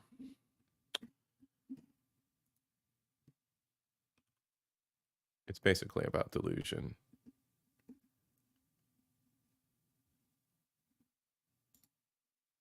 All right, so this is a longer one. It's about delusion. The answers may be darker than you think. All right, so let's back this up. This one is I'm a 10 and status games and how that works. This is a big deal. It has been a big deal over the past year. I've seen some behaviors surrounding this. The whole diva complex, I'm a 10 thing. So yeah, let's do this one. Let's do this one. This will be the last one. And then we will take off. Who is a 10 and why? The answers may be darker than you think. Ask everyone to rate themselves on a scale of 1 to 10. Crazy. So let's do that. 10. This is insane. 10. 10. 10. Were you a 10 last time? Yeah, I was a 10 last Okay. time. Billy Ray. I feel like Were I'm you a a 10 last? 6.7. Dude, why the would you ever say something like And that? for you, 4, what's really going on here? Why do they say 10 when they know other people don't agree? I can think of 4 reasons. I'll do the easy ones first. The last one will take some time to get into. I'm going to show you psychological research, new communication skills, and how to recognize struggles for status and power. But first, if you want to learn more skills like this faster, you should try short form. Okay, he's going to go into an advertisement. Here's the deal. Go subscribe to Ho Math. Check him out. And be sure to hit him up for a good like and subscribe. For a free trial and 20% off a year's access. Now let's get back to dealing with these status games in the shortest form I can manage. So what's up with this whole I'm a 10 thing anyway? Sometimes they say confidence is attractive. What does that mean? This is a really common argument. It seems to mean that if one girl says I'm awesome and another girl says I'm only kind of awesome, that men will like the first one more. Let's try that out for ourselves. Listen again and see who you like more. Kiko, so, okay, we'll start with you. Go ahead. 10. 10. I feel like I'm a 6.7. All right, gents. Do we want the... There we go. All right. Do we want painted light skin damage on the far right here, the first 10? Do we want Yabba the Hutt, the second one here? Do we want sad-eyed blue top girl here, or pretty floofy shirt? The 6.7. I feel like I'm a 6.7. I'm going to tell you all to be honest, to be absolutely brutally honest, just because I can be. Painted light skin would get done in wrong over a weekend. I'm just saying. It just is what it is. Nobody else at that table is appealing at all. But as he says later, 6.7 has my curiosity sparked because that's the most honest opinion at this table.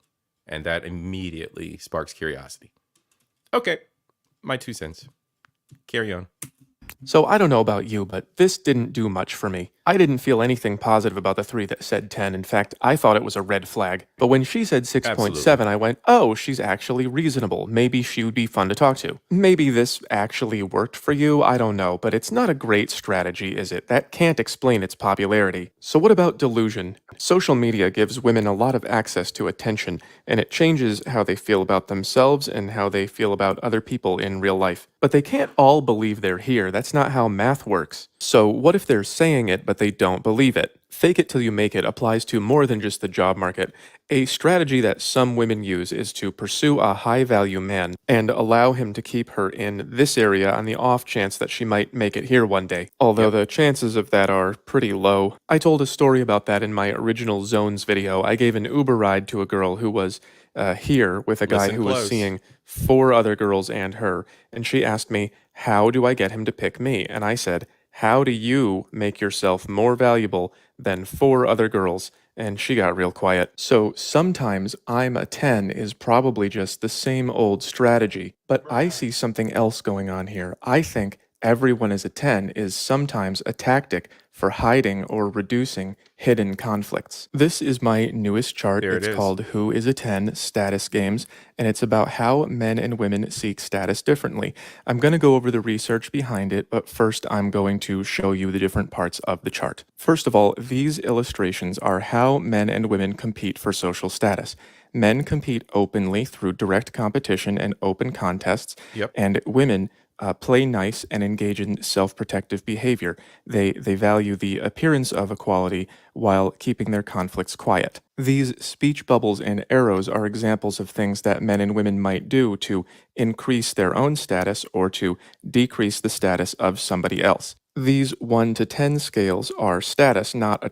And also, too, you can go back and watch his videos and you could pause and read through the slides, read through his drawings. Or you can go show him some love and download them. I believe he has like a whole link tree thing where he has these available. Pardon me. So there is, there's, support the guy if that's what you're up to, if that's your jam. I think his videos are very entertaining though. Again, like and subscribe me, but then of course go out to the YouTubes and visit his page and like and subscribe to him as well. Attraction. They are related, but they're not the same thing. These columns on the side are examples of things that men might do to increase their own status, and these are things that women might do to increase theirs. Finally, at the bottom, I have a key for what the different types of tactics are. So, what is status and why does it matter? Well, status is basically the way that other people perceive you and treat you. Quiet. I know way more women who talk behind their supposed friends' backs than men. Yes, I know way more women who talk trash behind their supposed friends' backs than men. All right, I've learned in my experience that women are a woman's worst enemy. I'm just going to say that.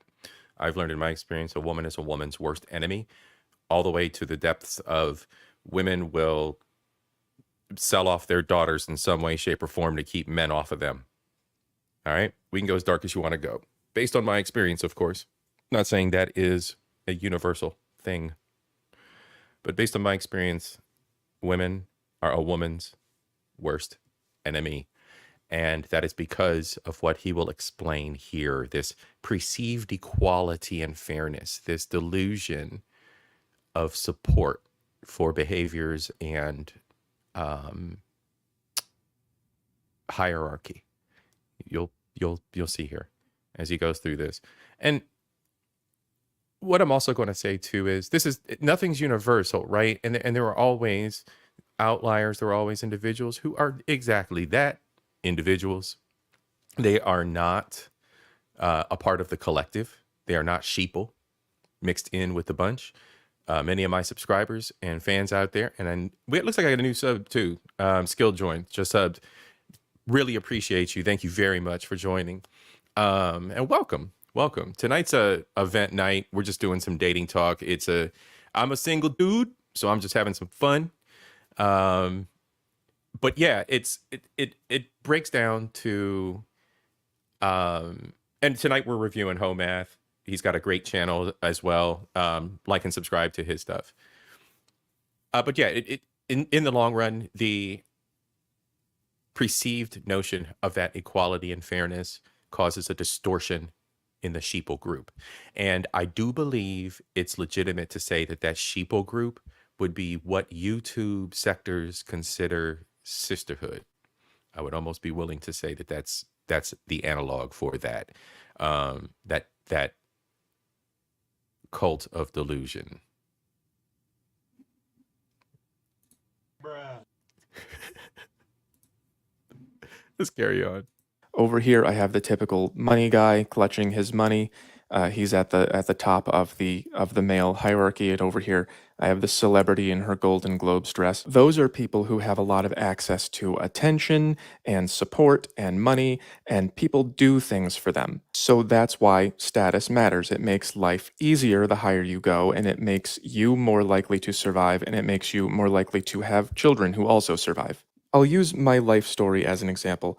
Back in 2012, I just did not have that much going for me, but over the next few years, I started going out and doing things and working on myself, and people started being happy to see me and including me in things, and I developed a good reputation. Okay. And then we all remember 2020, kind of lost everything. So with that, I lost my status, and people didn't want to hang out with me, and people didn't want to give me money for any reason. I lost all of the ways that I got status, so I lost my status. And that maintained itself all the way up until I started Home Math, and then there very quickly has been a big jump to now I've got people in my inbox every day saying, I want to do this for you. I want to help you with something. And that's been very good for me, but it's still context dependent. This is only me on the internet. The other day, I went out to the store dressed kind of dumpy because I didn't care. And I got some looks like I was down here. And that's why people have to use these strategies, because you're constantly negotiating for status wherever you go in the context Right. of where you are. And this whole chart, which is based on the whole everyone is a 10 phenomenon, is about the differences between the way men do that and the way women do that. And one of the ways Okay. that women do that, in my opinion, is to just say everyone is beautiful, everyone is a perfect 10, and everyone is equally valuable in order to hide the ways that they jockey for status, whereas men just do it right out in the open.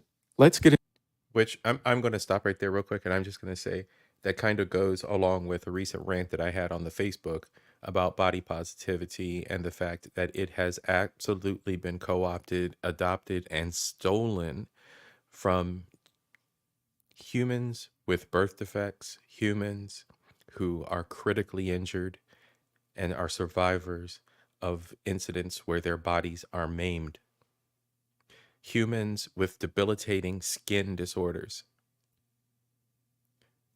All of these individuals have had their recognition stripped from them for body positivity. And when I say body positivity, I mean this. I can name 5 fat fluencers that died last year, but you can't name fat, handicapped, disabled, different abled, whatever word you want to call them this year to make you feel better, or even a dwarf actor. Name one.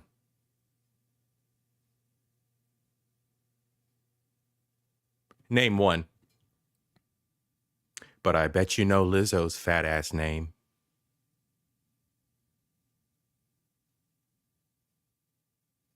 Delusion.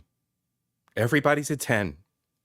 You have drowned out those who deserve the recognition, who deserve the support from the community, and who deserve our true attention. Go see a doctor. Figure out your life. Go for a walk and put the donuts down. You don't deserve that. It's for those kids. It's for those vets. It's for those civvies that have been critically injured, not for you and your entitlement. Delusion. Everybody's a 10. Body positivity.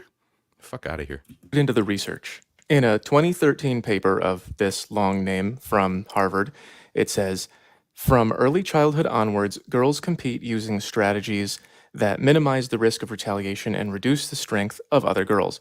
Girls' competitive strategies include avoiding direct interference with another girl's goals, disguising competition, competing overtly only from a position of high status in the community, enforcing equality within the female community, and socially excluding other girls. The writer continues that from an early age, women clearly dislike group hierarchies while boys and men are okay with competing directly, and girls and women prefer to interact with same-sex individuals of similar status.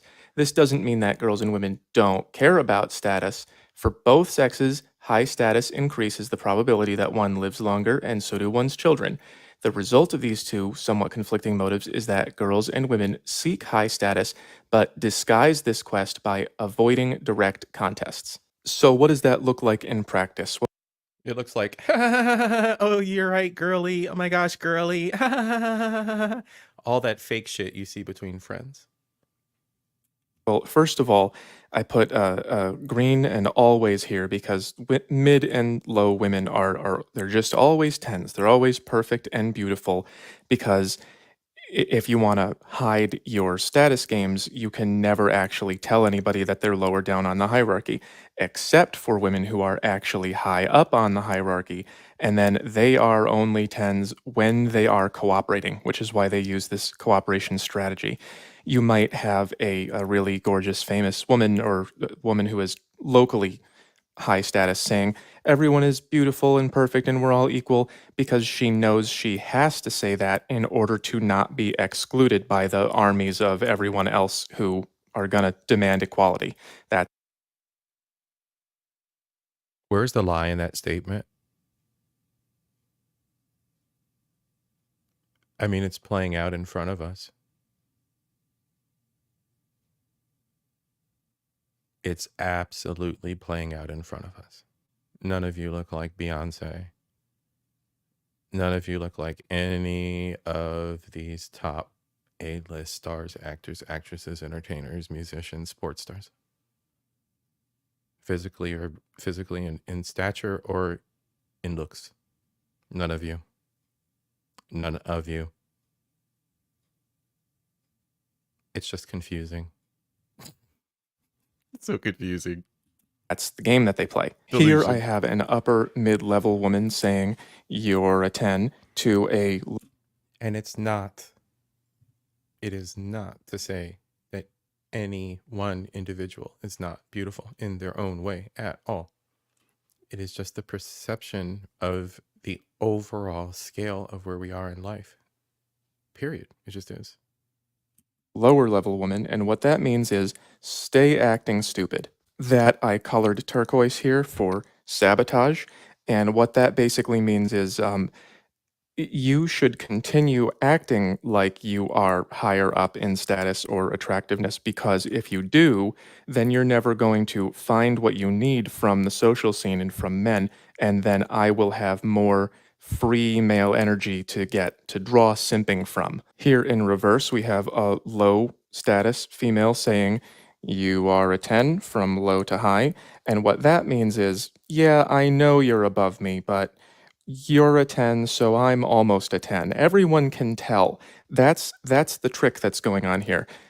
Everyone can tell where they are. We look at them and we go, how can you say you're all equal when it's so obvious that you're not? And we can tell who's up here by looking. Well, they know too. So one of the secret strategies here is if I play the game for you, then you'll include me. I rounded out the female side with good plain old delusion. She thinks she's gonna marry a athlete and she's not. I also have one of the more direct forms of female status competition.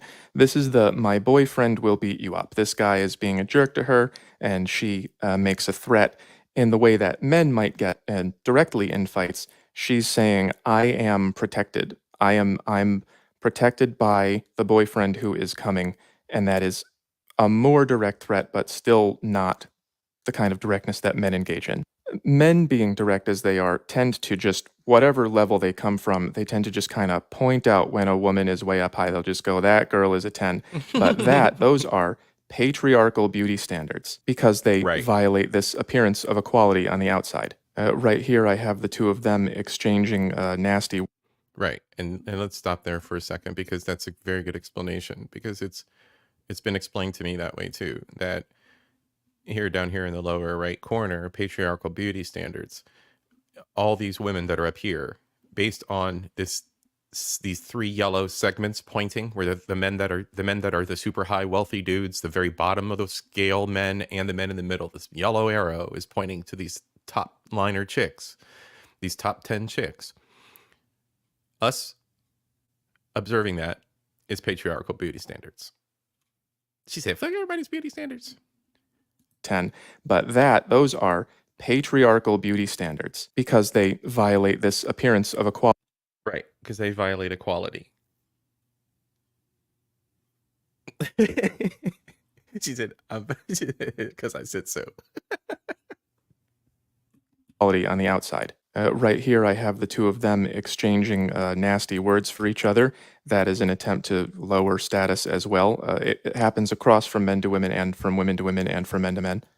And that absolutely, what he just highlighted right there is the YouTube gender war. That was the YouTube gender war right there in a nutshell. You see those double orange arrows? The orange in the middle? Skank and incel. Yep. There it is. And then, like you said, it's man to woman, woman to woman, man to man. It's absolutely.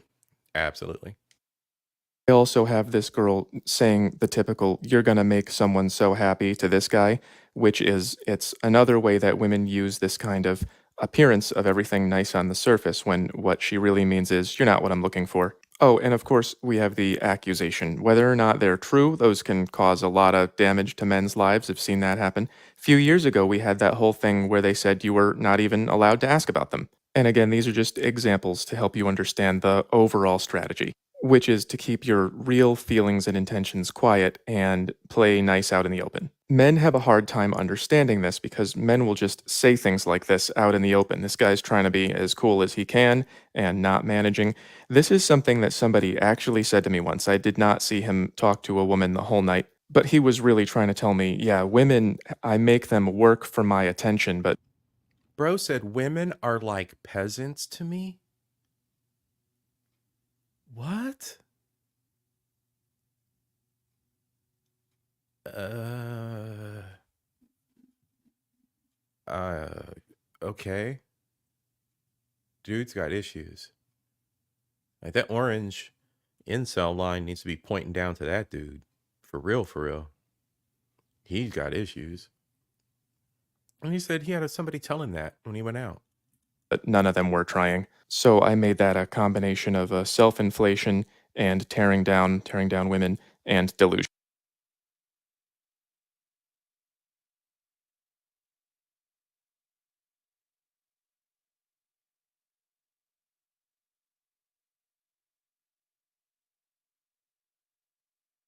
Like no one's listening to you, buddy.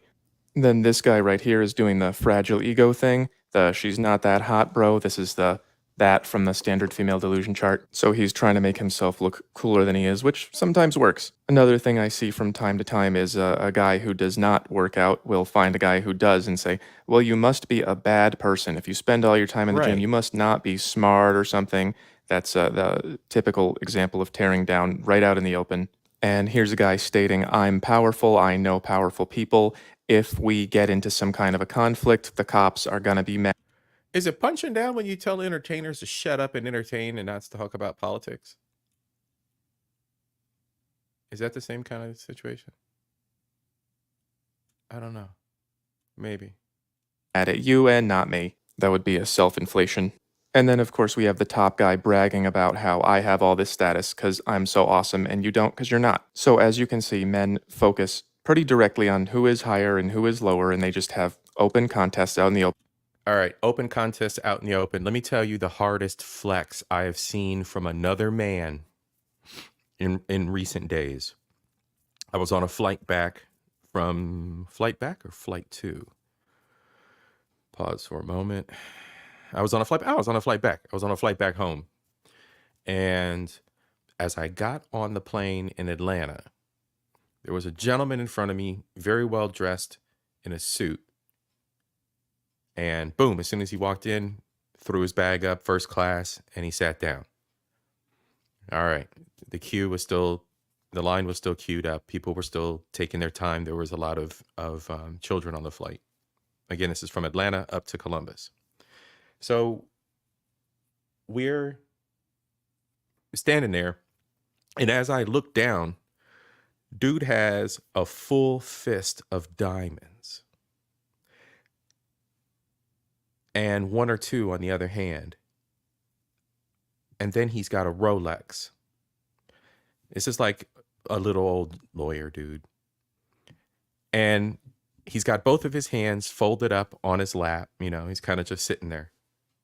And he was reading something, then he just folded it up and he's just sitting there. Again, I'm standing in line and I'm seeing this out the corner of my eye. I'm seeing all the facets of the diamonds blinging. All right, so I look down and I'm like, what the hell is this guy wearing? And I look down at him and the guy sees me look down at him. And he takes his arm and twists his wrist in such a fashion that the sun coming through the tiny little window in the plane flashes a nasty gleam on my eyes. He tries to blind me with his damn watch on purpose. All I could do was laugh at the guy. Because that was one hell of a flex for a little old bastard. You old bastard. But that was some funny shit. I thought that was some funny shit. It's like, ain't nobody ever flex like that. I was like, I ain't seen nobody ever flex like that in a long time. And that man was wearing real shit. How could you tell someone stay in their lane without being disrespectful? How do you tell someone to stay in their lane without being disrespectful? Might have to get back to you on that one in person, because I'll tell you what, that's one hell of a journey I'm on. Miss Queen, how do you tell someone to stay in their lane without being disrespectful?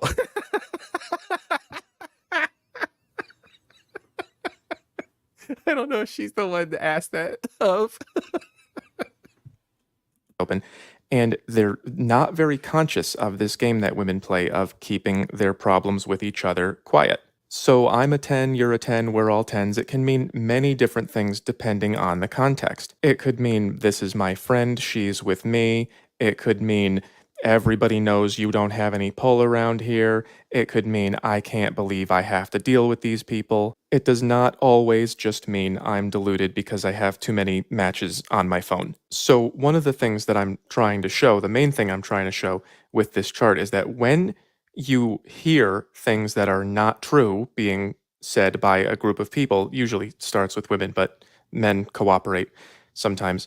When you hear them say something like that, it's like, well, this is not Sometimes. reality. Men will often say, that isn't true, and they'll be logical about it. But that's not the point. The point is, are we all on the same page? Because if we're all working together and creating this sense of unity and equality, then it doesn't matter what's going on behind the scenes. We all have a better negotiating position to shape reality the way that we want. So you shouldn't be asking, is this true or not, when that starts to happen. You should be asking, what are you trying to get away with that you don't want to say out loud? Watch the clip again. Scale of 1 to 10. So let's do that. 10. Go ahead. 10. A fat 10. Billy Ray. I feel like I'm a 6.7. Dude, why the you ever say something like that? Physically or over? So when you hear people start to say things that are obviously not true, don't use logic. Just ask yourself, what's really going on here? There it is. What's really going on here? What is actually happening in the dynamics of the social situation? That's where it is. Oh, look, that's me right there. All right. Y'all, it's been a pleasure tonight. That is what I have for this evening. That's all I got. I think that was a fun little exploration into Mr. Homath's YouTube channel. Like I said, he's got like this one here. There's one on my screen. You can't see it now, but he's got one called Relationship Zones. He's got the other one that talks about the different phases of our intellect as we go through life and develop. So I'll get into those individually, maybe in the future. I definitely don't think I'll combine them. No. So yeah, I'll get into those individually and possibly with a gentleman that I refer to as Doc. So he's going to make an appearance in the near future, and we're going to talk about some psychology. And I do believe we're going to be focusing a little bit on self. So that's always a very important piece. I do encourage everybody to seek counseling. But she said I don't compete with chicks. What I look like. Exactly. Absolutely, exactly. You don't stand for it. You're one of the realest out here, Miss Queen. And that's why I appreciate you. But yeah, I'm going to be doing some more psychological exploration as always. I love the psych stuff. I love the philosophy stuff. I do think therapy, everybody should go. Everybody should have somebody to talk to. I firmly believe in that. I haven't decided what I'm going to do for men's mental health this year. But that may be another opportunity for having a guest speaker or having somebody as a co-pilot to discuss some issues. But yes, in the black man's life, in the white man's life, in any man's life, Asian, Latin, we all need someone to talk to. We all do. It's a very, very, very important piece. I have had a counselor for a number of years. I talk to him on a probably semi-regular basis, and he and I are on a very, very cool level. Again, somebody to talk to. He's a geek, he's a nerd, he's a sci-fi addict like I am. You know, we can break the ice and talk about cool hobby type stuff and then get into the nitty-gritty of what's on my mind. And I definitely encourage anybody else out there who's listening to do the same. There should be no stigma around it at all. All right, everybody. Everyone have a wonderful evening. Again, thank you for tuning in. Please like and subscribe. Share it out. Share out the stream this evening. And again, please go like and subscribe to Homath and the variety of videos that he has. He's got some pretty good stuff. It's while it's out there, I hope he's not on a path. I think he's walking a line. I don't think he's on a path for any type of YouTube punishment. But yeah, go catch him while you can. And meanwhile, everybody, you have a wonderful Valentine's Day. Hug your loved ones. And big up yourselves. Peace.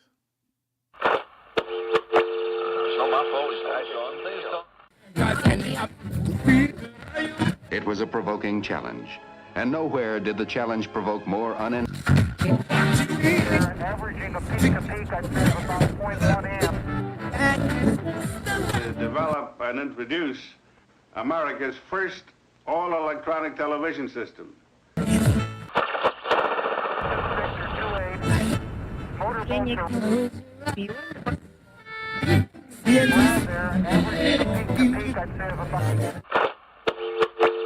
But Mr. Bishop, this sort of thing is going on all the time.